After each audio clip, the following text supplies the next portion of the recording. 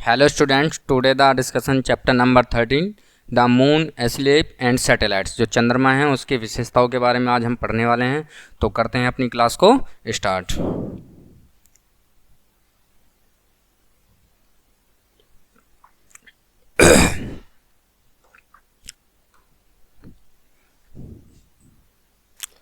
Light and shadow, जो हमारा प्रकाश है, जो उसकी छाया है, आर एवरीडे, प्रत्येक दिन, phenomena that is observe in our surroundings, क्या है, जो हमारा वातावरण है उसमें क्या है, ये चारों तरफ है। जो प्रकाश की छाया है और जो प्रकाश है वो क्या है, इस वातावरण में सभी जगह है। लाइट हेल्प अस सी ऑब्जेक्ट, जो हमारी प्रकाश है वो हमारी मदद करता है अराउंड सभी जगह। And shadow give us an understanding of the position of the light source. जो छाया होती है, जो शैडो होती है, वो हमारे लाइट्स के जो सोर्स होते हैं, जो लाइट के संसाधन होते हैं, उनको क्या करती है, उनकी स्थिति को क्या करती है, दर्शाती है। क्योंकि जहाँ पे प्रकाश पड़ेगा वहाँ पे उसकी छाया क्या होगी, उसकी स्थिति को क्या करेगी, दर्शाएगी। अब व्हाट इज लाइट, लाइट क्या है? तो light is a from energy, light से हमें एनर्जी जो होती है ड्रॉ वो मिलती है। That enables us to see things around, जो हमारे चारों ओर हमें देखने को मिलती है। It is produced by various source like the sun, bulbs, candle and even fireflies. जो हमारा प्रकाश है वो हमें कहाँ कहाँ किन किन स्रोतों से प्राप्त होता है? हमारा सूर्य से प्राप्त होता है, हमारा बल्ब से प्राप्त होता है, कैंडल से होता है और फायर फाइल्स से होता है। जो भी हमारे आग बुझाने वाले जो यंत्र होते हैं उनसे भी हमारा प्रकाश का क्या होता है, निगमन होता है। आगे क्या है students, light travels in a straight line, जो प्रकाश है वो सीधी अपनी एक सीधी रेखा में चलता है, उसका कोई भी वो उस अदर रेखा में डिनोट नहीं करता, केवल उसकी क्या होती है, एक प्रकाश की सीधी रेखा होती है। And can be refracted and absorbed, वो क्या करता है, परावर्तित किरणें, अपवर्तित किरणें और उनका क्या करता है, अवशोषित किरणें उत्पन्न करता है। वहन जब light falls on object and reflective into eyes, जब प्रकाश का जो रिफ्लेक्टिव होता है, जब हमारे आइज पे पड़ता है तो क्या प्रभाव डलता है, we can see the object, हम विभिन्न वस्तुओं को देखने को उसका यूज करते हैं, हमें क्या होता है, उससे विभिन्न वस्तु देखने में मदद मिलती है। अब क्या है सोर्सेज ऑफ लाइट, लाइट की क्या सोर्सेज हैं, लाइट के क्या स्रोत हैं? तो there are two types of light source, जो लाइट के सोर्सेज हैं वो दो सोर्सेज हैं। पहला है नेचुरल एंड आर्टिफिशियल, एक तो होता है हमारा प्राकृतिक, एक होता है हमारा जो आर्टिफिशियल, जिसे हम बनाया जाता है, कृत्रिम बोलते हैं इसे। इसे क्या बोलते हैं हम, कृत्रिम बोलते हैं, ठीक है। The sun and the moon are natural sources of light, जो हमारा सूर्य है और जो हमारा चंद्रमा, ये क्या है, हमारे प्राकृतिक स्रोत हैं। अदर एग्जाम्पल भी हैं इंक्लूड इसमें, जैसे हमारे स्टार्स हैं, तारे हुए, फायर्स हुआ, and some animals and insect like फेरल, जितने भी हमारे जो ये जानवर हैं या कीड़े मकड़े हैं, ये सभी क्या है, हमारे अन्य इसके उदाहरण हैं। अब क्या है स्टूडेंट्स, आर्टिफिशियल जो कृत्रिम सोर्सेज हैं वो लाइट हैं क्रिएटेड ह्यूमन, जो मानव जाति द्वारा बनाए गए हैं, उसमें कुछ इंक्लूड सोर्सेज हैं। क्या क्या हैं, लाइक इलेक्ट्रिक बल्ब, जो हम विद्युत बल्ब बनाए गए हैं, लेड लाइट, जो हमारी लेड लाइट होती है, ट्यूब लाइट होती है, जो टॉर्चेज होती है, जो लैंप्स, ये क्या है, हमारे कृत्रिम है, जो मानव द्वारा बनाए गए, जिन्हें made man of this matter, जो मानव द्वारा बनाए जाते हैं। अब है हमारे पास द मून, जो हमारा चंद्रमा है वो। The moon is the closest neighbour of the earth in the sky, जो हमारा आकाश है उसमें जो पृथ्वी की सतह पर सबसे नज़दीकी क्या है, उसका पड़ोसी है, जो चंद्रमा है। And is the second biggest heavenly body, यह दूसरा सबसे बड़ा भाग होता है बॉडी का। इट इज़ शाइनिंग बिकॉज, यह चमकता है क्योंकि of the sunlight falling in the surface, जो पृथ्वी की सतह पर जो सूर्य का प्रकाश गिरता है तो उसकी वजह से क्या होता है, ये चमकता है। Causing in reflecting the light of the sun, क्योंकि सूर्य का जो प्रकाश है इस पर क्या डालती है, रिफ्लेक्ट डालती है, इस पर क्या डालती है, रिफ्लेक्ट। अब है स्टूडेंट्स हमारे पास है next point, surface of the moon, जो चंद्रमा है उसकी स्थिति के बारे में पढ़ने वाले हैं। तो the surface of the moon is rough and uneven, जो हमारा पृथ्वी की सतह पर जो चंद्रमा है वो क्या है, बहुत ही खुरदुरा है, राउ है और अनइवन है। Consisting of plains and big mountains पे क्या है, बड़े बड़े पर्वत हैं, बड़े बड़े प्लेन्स हैं, बड़े बड़े क्या हैं, पहाड़ और पर्वत हैं। Additionally there are big pits called craters in the moon. इसमें जो हैं बहुत बड़े पिट्स हैं जो कॉल्ड कहलाते हैं हमारे creatures of the moon. Moon के क्या, चंद्रमा के क्या कहलाते हैं, ये विशेषताएं कहलाते हैं, क्रेचर्स कहलाते हैं। अब हमारे पास है due to absence water and air. बिना जल और हवा के, जब लाइफ में ना तो जल हो ना हवा हो, तो there is life on the moon, हम चंद्रमा पर नहीं रह सकते, क्योंकि चंद्रमा पर न तो लाइफ है और न ही उस पर जीवन है। क्योंकि जीवन इसलिए नहीं है क्योंकि वहाँ पे पानी की कमी है और वहाँ पे हवा भी नहीं है। तो द मून लैक्स एटमॉस्फेयर, क्योंकि चंद्रमा में जो वातावरण होता है उनमें इन चीज़ों की क्या है, कमी है।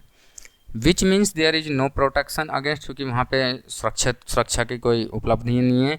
अगेंस्ट द स्ट्रॉन्ग रेंज, जब जो मजबूत किरणें होती हैं जब वे जाती हैं सूर्य की किरणें, जब सूर्य की जो मजबूत किरणें जब उस पर पड़ती है तो वहाँ पे कोई भी प्रोटेक्शन नहीं होता है। एज ए रिजल्ट, इसके अनुसार जो हमारा रिजल्ट निकला है, the side facing the sun is very hot, जो सूर्य के सामने वाली किरणें हैं वो बहुत ही गर्म होती हैं। While the side facing away from, जो दूर वाली होती है एक्सटर्नली, वो ठंडी होती हैं। जब सूर्य उसके पास होता है तो वहाँ पे बहुत गर्मी होती है, जब सूर्य उसके विपरीत होता है तो वहाँ पे क्या होती है, बहुत ही ठंडे होते हैं। अनदर इंटरेस्टिंग फैक्ट है डैट, इसके बाद और अन्य भी हमारे फैक्ट हैं। बिकॉज, क्योंकि there is a no air in the moon, क्योंकि चंद्रमा पे हवा नहीं है। Sound can not be heard and there, क्योंकि वहाँ पे हम इन्हें सुन भी नहीं सकते हैं। ठीक है। अब है ग्रेविटी ऑफ द मून, जो चंद्रमा पे जो हमारा ग्रेविटी है, जो गुरुत्वाकर्षण बल है। The moon is gravity is 1/6 of the gravity of the earth. चंद्रमा पे जो हमारा ग्रेविटी है वो कितना है, 1/6 है। हम ग्रेविटी कितना रखते हैं, हमारा जो मास है वहाँ पे कितना हो जाएगा, 1/6 हो जाएगा ग्रेविटी पे। दिस मीन्स, इसका यह अर्थ है कि the earth and the moon pull each other, क्योंकि चंद्रमा और पृथ्वी क्या है, चंद्रमा पृथ्वी चंद्रमा को क्या है, अपनी तरफ खींचता, पुल करता है। While the moon pulls is much weaker than earth is, जो हमारा चंद्रमा है इसको जब अपनी ओर खींचता तो उसको जो कमज़ोर जो पृथ्वी की सतह होती हैं, it is still enough to cause tides, वो उसकी स्टिल एनफ में क्या करती है, केस को टाइड्स करती है। ठीक है। अब हमारे पास है अगला पॉइंट है, man is leading on the moon, जो व्यक्ति है वो कैसे अपने आप को चंद्रमा पे लीडिंग करता, कैसे अपने आप को करता है। The moon has always fascinated many kind, जो चंद्रमा पे बहुत से मानव काइंड ने फैसिनेटेड किया, बहुत से वो करा है, बोलते हैं उसे उद्घाटन, किसी भी चीज़ की खोज करना, जैसे बहुत से अंतरिक्ष यानों की खोज की है। जैसे 1961 में यूरी गागरिन एक ऐसे रूस के वैज्ञानिक थे जो फर्स्ट ह्यूमन थे, जो पहले मानव थे जो गो टू इनटू स्पेस, जो चंद्रमा पर अंतरिक्षयान पर पहुँचे। उसके बाद 9 जुलाई 1969 में अमेरिका के एक वैज्ञानिक थे स्पिरिट अपोलो, वो 11 सक्सेसफुली लैंडेड, अपोलो 11 उन्होंने सक्सेसफुल लैंडेड किया किस पे, चंद्रमा पे के, चंद्रमा पर उन्होंने सबसे सक्सेसफुल लैंड किया अपने आप को। फिर है नील आर्मस्ट्रांग, ये आपको सभी को पता होगा क्योंकि ये had the honour become the first human, ये ऐसे पहले वैज्ञानिक थे जिन्होंने स्टेप किया चंद्रमा पर, सबसे पहले चंद्रमा पे उतरे। विद हिज कोलिग्यू एडविन एल्ड्रिन, इसके साथ एडविन एल्ड्रिन भी थे जो इनके साथ कुछ मिनट के लिए वहाँ पे गए चंद्रमा पे। अब हमारे पास the moon and the tide, जो चंद्रमा है हमारा उस पर जो टाइड्स हैं, तो tides are daily raising and falling, जो वो बोलते हैं ना ज्वार भाटा जो बोलते हैं, these are daily raising and falling water caused of the moon is spoil. जब चंद्रमा ये जो डेली प्रत्येक किरणा जो होती हैं जब निकलता है तो उस पर जो पानी जो ऊपर उठना और पानी का नीचे गिरना, वही क्या कहलाता है, हमारा मून स्पॉइल कहलाता है। चंद्रमा पे जो हमारे जो सतह होती हैं उस पर पानी का उठना और गिरना। अब है इम्पैक्ट ऑफ मून टाइड से, कि चंद्रमा पर ज्वार भाटा का क्या महत्व है। Since is the earth is surface, जो पृथ्वी की सतह होती है इज कवर्ड, ढकी हुई होती है 3/4 जल से। जो पृथ्वी की सतह वो कितनी ढकी हुई है, 3/4 से जल से ढकी होती है। People living near the sea and land acquainted with the cycles of the tides, लोग यहाँ पे जो रहते हैं नज़दीकी जो रहते हैं इस पे वेल एक्वेंटेड पे साइकिल ऑफ द टाइड्स, जो ज्वार भाटा की जो क्रिया होती है उस पर जो उसका चक्र होता है उसके साथ।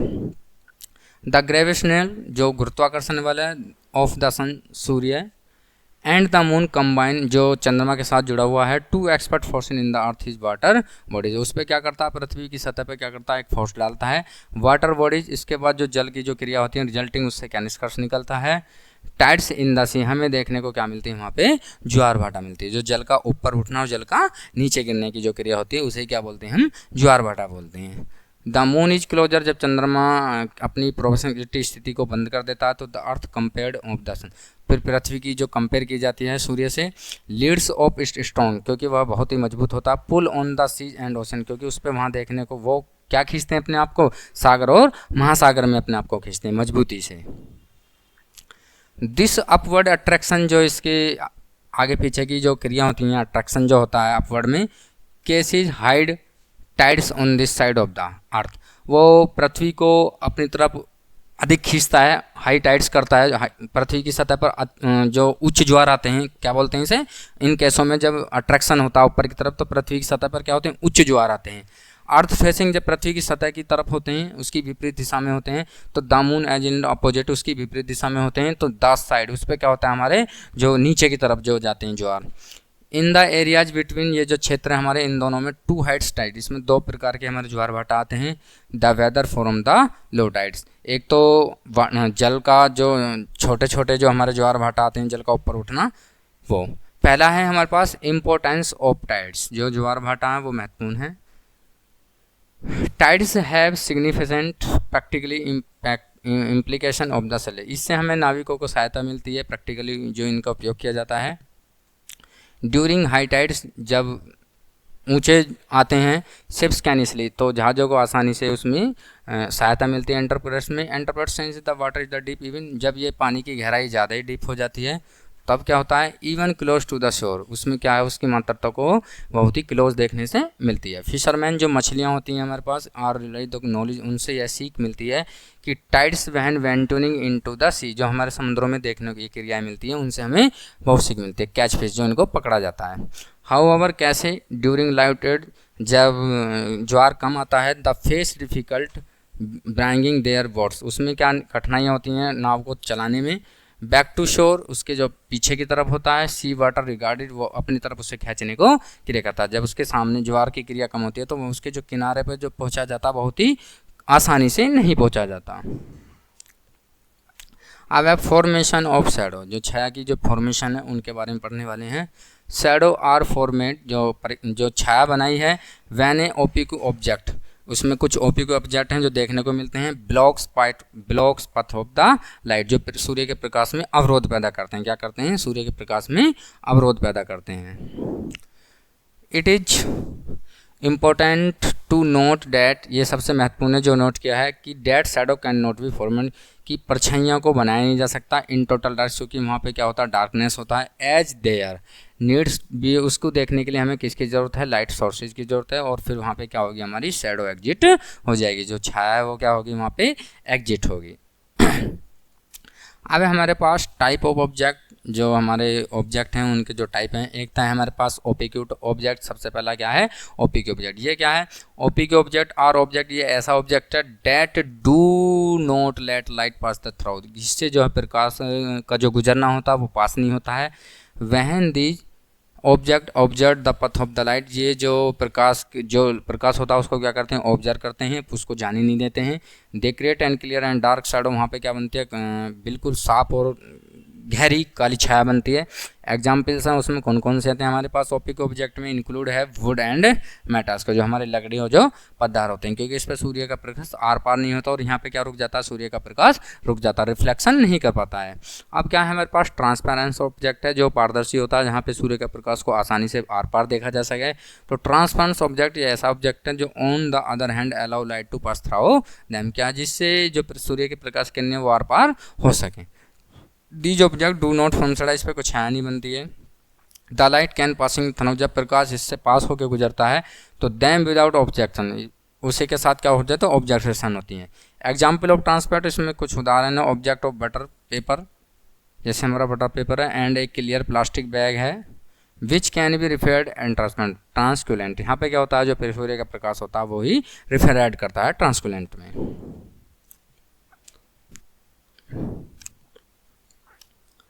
अब हमारे पास इलिपैसेज, ये क्या होता है eclipses? An eclipses is a shadow that a formed space, जो हमारी इसमें जो छाया है वो जो बनी है उसमें क्या है, जो भी हमारे स्पेस होते हैं। विच कैसे, इन केसों में either the sun on the moon to become temporarily invisible, इसमें कुछ हमारे जो केसेज हैं उसमें सूर्य और चंद्रमा जो पाए गए हैं टेम्परेली विजिबल देखने के लिए, अदृश्य हैं उनको देखने के लिए जो पाए गए हैं। सबसे पहला है उसमें लूनर इलिपेस, जो हमारा लूनर इलिपेस हो, इसकी क्या विशेषता है?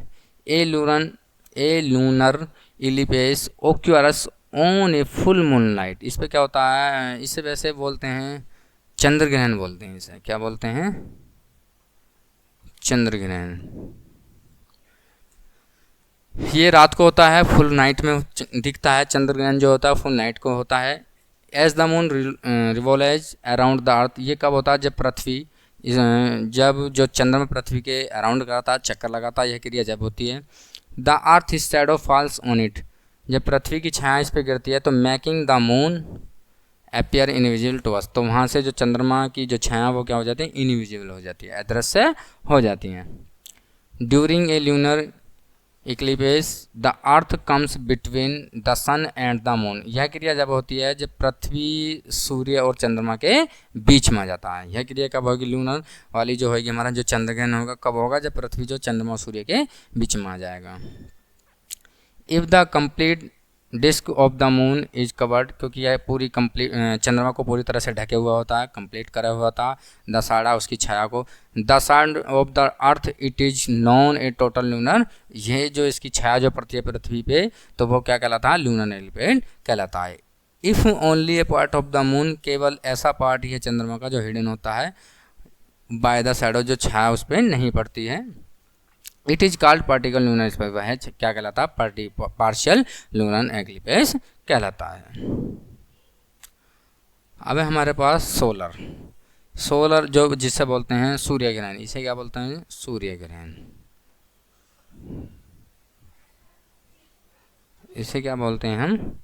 सूर्य ग्रहण बोलते हैं। ये कब होता है? A solar eclipse on the earth on the other hand occurs when the moon comes between, ये कब होता है? जब चंद्रमा आ जाता है किसके बीच में? सूर्य और पृथ्वी के बीच में। ये क्रिया तब होती है जब सूर्य जो है, जो हमारा चंद्रमा किसके बीच में आएगा? सूर्य और पृथ्वी के बीच में आएगा। The moon cast its shadow on the earth, जब चंद्रमा की जो छाया पृथ्वी पे पड़ती है तो इन केसिंग में certain parts of the earth experience either A complete blockage of the son of particle blockage, इसमें जो जब इसकी छाया इस पर पड़ती है तो इसमें कुछ चीज़ों को ब्लॉकेज करता है सूर्य, जो उसकी पार्शियल ब्लॉकेज होती हैं। This phenomenon is known as a solar, यही क्रिया क्या कहलाती है? हमारी सूर्य ग्रहण कहलाती है। अब कुछ है हमारे आर्टिफिशिकल सैटेलाइट्स होते हैं, जो हमारे कृत्रिम उपग्रह होते हैं, सैटेलाइट्स होते हैं। तो वाइल द मून, जब चंद्रमा if the only natural satellites, ये एक ऐसा प्राकृतिक सैटेलाइट्स है पृथ्वी पर ऑफ द पृथ्वी जिसे साइंटिस्ट और इंजीनियर हैव क्रिएटेड करते हैं अपने आर्टिफिशियल सैटेलाइट पे डेट ऑर्बिट प्लैनेट्स पे, जो ग्रहों पे इन्हें दर्शाया गया। ये ऐसे प्राकृतिक उपग्रह हैं। These man made object serve various purposes and we have prominent to externally useful, मानव द्वारा बनाए गए ऐसे ऑब्जेक्ट हैं जो हमारे एक्सटर्नली यूज आते हैं, जिनका हम दैनिक जीवन में प्रयोग करते हैं। कौन कौन से हैं? पहला है हमारे पास कम्युनिकेशन सैटेलाइट्स, जो हमारा संचारी उपग्रह होता है, जो हमारा संचारी पार्ट होते हैं उसके बारे में।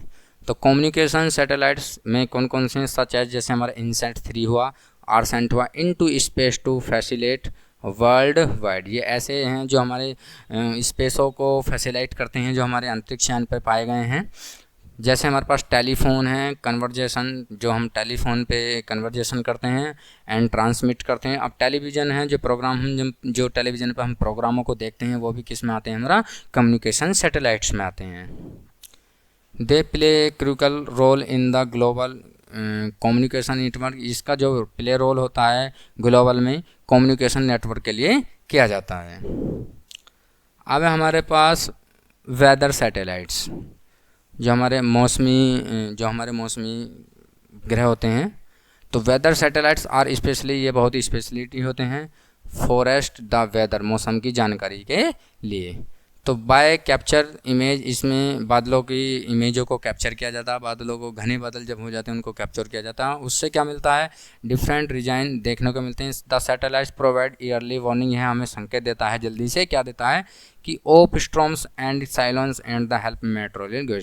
इसमें क्या होता है, तूफानों और चक्रवातों के आने की संभावना होती है, जो हमारे मौसम इसमें जानकारी देता है। प्रिडिक्ट वेदर पैटर्न्स, इन पैटर्न से हमें ये जानकारी मिलती है। हमारे पास है अब रिमोट सेंसिंग सैटेलाइट्स। कुछ ऐसे सैटेलाइट्स होते हैं जो रिमोट से हैं। Remote sensing satellites play a significant role in studying. Remote satellites एक ऐसे हैं जो हमारे इनका अध्ययन, सिग्निफिकेंट रोल का अध्ययन करने के लिए, पृथ्वी की सतह की अध्ययन करने के लिए इनका प्रयोग किया गया है। दिस सैटेलाइट्स कैप्चर, इनमें कुछ ऐसे सैटेलाइट्स को कैप्चर किया गया है फोटोग्राफ्स ऑफ द अर्थ, जो पृथ्वी की सतह को चित्र खींचे जाते हैं। देखो ये दिखा रहे, ठीक है। अलाउ किया जाता है साइंटिस्ट को, एनालाइज करते हैं वो अपने फीचर्स में, एंड कैरेक्टरिस्टिक, इनकी विशेषताओं के बारे में एनालिसिस करते हैं वो। फॉर एग्जांपल है जैसे India has launch Cartosat, India ने एक लॉन्च किया कार्टोसैट 1, जो रिमोट सेंसिंग है, जो रिमोट के द्वारा है। Satellite to gather valuable data about of the planet, ये घेराव के डाटा के बारे में जानकारी रखते हैं, जो हमारे घेराव होते हैं उनकी क्या रखते हैं, ये जानकारी रखते हैं।